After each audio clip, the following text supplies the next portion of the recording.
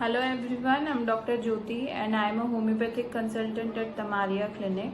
आज का जो वीडियो है वो गैस्ट्राइटिस के बारे में है। गैस्ट्राइटिस जो है वो काफ़ी लोगों को परेशान कर रहा है आज के टाइम पे because of the lifestyle, because of the food choices they make and because of stress, smoking, alcohol. So काफ़ी रीजंस हैं उसके लिए and this video would give you full information as in gastritis क्या है, उसके लक्षण क्या होते हैं एंड उसको आप मैनेज कैसे कर सकते हैं एंड होम्योपैथी का रोल क्या है गैस्ट्राइटिस में। गैस्ट्राइटिस जो है वो इन्फ्लेमेशन है जो हमारा स्टमक होता है उसकी वॉल का, उस इन्फ्लेमेशन की वजह से सारे सिम्टम्स प्रोड्यूस होते हैं, जैसे एसिडिटी होना एंड जलन फील होना पेट के एरिया में। सो वो लॉन्ग बहुत पुराना भी हो सकता है और एक्यूट भी हो सकता है। लॉन्ग लास्टिंग जो पुराने होते हैं उसमें काफ़ी अलग अलग टाइप के कारण होते हैं, जैसे जो लोग स्मोक काफ़ी टाइम से कर रहे हैं, सिगरेट पीते हैं, उनको क्रॉनिक गैस्ट्राइटिस होता है। जो अल्कोहल लेते हैं उनको क्रॉनिक गैस्ट्राइटिस होता है। जो लोग कुछ टाइप की मेडिकेशन पे चल रहे होते हैं, जैसे एनसेड्स जो पेन किलर्स होते हैं या फीवर की मेडिसिन होती हैं, उन लोगों को गैस्ट्राइटिस होता है।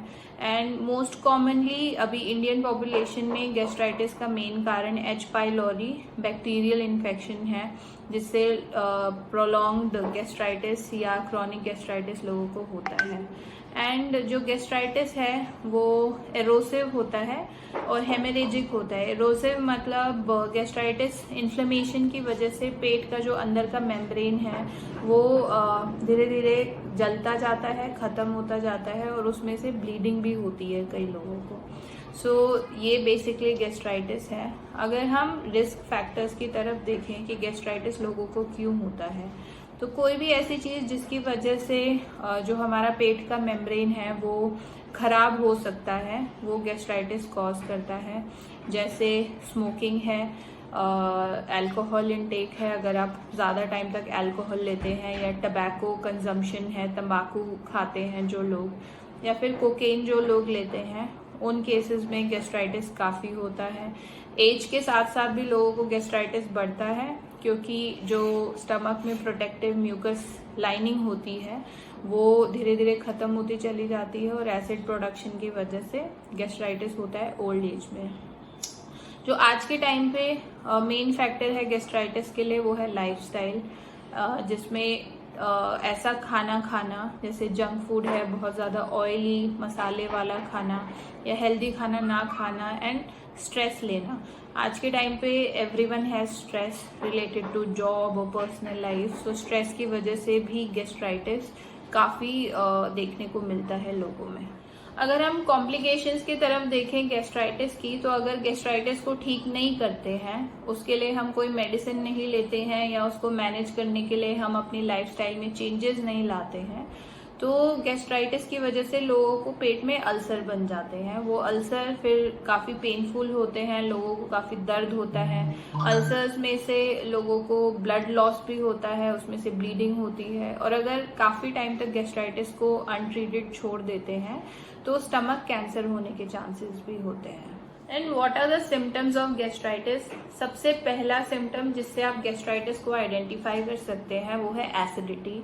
आपको चेस्ट में जलन फील होगी, खाना ऊपर की तरफ आता है एंड हमेशा एक जलन जैसा महसूस होता रहता है। इसके अलावा पेट में दर्द काफ़ी होता है ऊपर के हिस्से में, डायफ्राम के नीचे, जिसको कोढ़ी भी बोलते हैं नॉर्मल लैंग्वेज में। सो वहाँ पे काफ़ी पेन फील होता है। अपार्ट फ्रॉम दिस, क्योंकि गैस्ट्राइटिस काफ़ी पेट का एनवायरनमेंट खराब कर देता है, उसकी वजह से पेशेंट्स को भूख भी नहीं लगती है ढंग से एंड वेट लॉस होता है। Another common symptom of gastritis is nausea and vomiting. हमेशा जी खराब लगता है, आपको भूख नहीं लगती है, नोजिया फील होता है। जब आप खाना खाते हैं तो कई बार आपको वॉमिटिंग भी हो जाती है गैस्ट्राइटिस के केसेस में। एंड जब गैस्ट्राइटिस बहुत काफ़ी टाइम तक पेशेंट में रहता है और उसका ट्रीटमेंट नहीं होता है तो पेट में अल्सर बन जाते हैं, जिसमें से ब्लीडिंग होती है पेशेंट्स को। तो ब्लड जो है वो नीचे जाता है और स्टूल के साथ फिर बाहर निकलता है, तो स्टूल का कलर काफ़ी ब्लैक ब्राउनिश होता है. So these are the common symptoms of gastritis. Then if we try to look at the diagnosis of gastritis कि हमें कैसे पता चलेगा कि आपको gastritis है. So इसके लिए फिजिकल सिम्टम्स जो हैं, जो पहले मैंने बताए हैं, अगर आपको वो है तो आपको डेफिनेटली इवेल्युएट करवाना चाहिए खुद को डॉक्टर से. Apart from that H. pylori के लिए भी टेस्ट होते हैं. सो उसको भी टेस्ट करके डायग्नोज किया जा सकता है. एंड अल्ट्रासाउंड में भी एरोजन्स पता चलते हैं. So this is the way we can diagnose H. pylori and gastritis. If we try to look at the causes of gastritis, so mainly lifestyle is a problem that gives you gastritis. अगर आप बहुत ज़्यादा alcohol consume करते हैं, cigarette smoke करते हैं, tobacco लेते हैं, अगर आपकी लाइफस्टाइल बहुत स्ट्रेसफुल है, जैसे जॉब पे स्ट्रेस है या पर्सनल लाइफ में स्ट्रेस है, उसकी वजह से गैस्ट्राइटिस हो सकता है. Apart from that regular use of certain medications like NSAIDs या पेन किलर्स जो लोग लेते हैं उनको गैस्ट्राइटिस बहुत ज़्यादा होता है. इंडियन पॉपुलेशन में one of the main cause of gastritis is H. pylori infection, जो कि एक बैक्टीरियल इन्फेक्शन है. इसमें लोगों को प्रोलॉन्ग्ड गैस्ट्राइटिस के सिम्टम्स चलते हैं. एंड कभी कभी ड्यूोडेनम जो है वो स्टमक के आगे वाला हिस्सा होता है जिसमें बाइल निकलता है गॉल ब्लैडर में से. तो बाइल जो है वो खाने को पचाने में हेल्प करता है, बट कुछ केसेस में बाइल जो है वो रिफ्लक्स होके ऊपर की तरफ आता है और स्टमक में एंटर करता है, जिसकी वजह से गैस्ट्राइटिस के सिम्टम्स पेशेंट को हो सकते हैं. If we try to look at management of gastritis, so basically lifestyle changes से भी gastritis को काफ़ी कंट्रोल किया जा सकता है. जैसे जिन केसेस में सर्टेन मेडिकेशन की वजह से गैस्ट्राइटिस है, जैसे एनसेड्स है या पेन किलर है, तो अगर वो मेडिकेशन पेशेंट अपने रूटीन में से हटा देता है और नहीं खाता है तो गैस्ट्राइटिस में काफ़ी फ़र्क दिखता है एंड बॉडी जो है वो रिकवर करना स्टार्ट कर देती है. अगर आप अल्कोहल कंज्यूम करते हैं तो अल्कोहल आपको बंद कर देना चाहिए. Tobacco intake also should be avoided.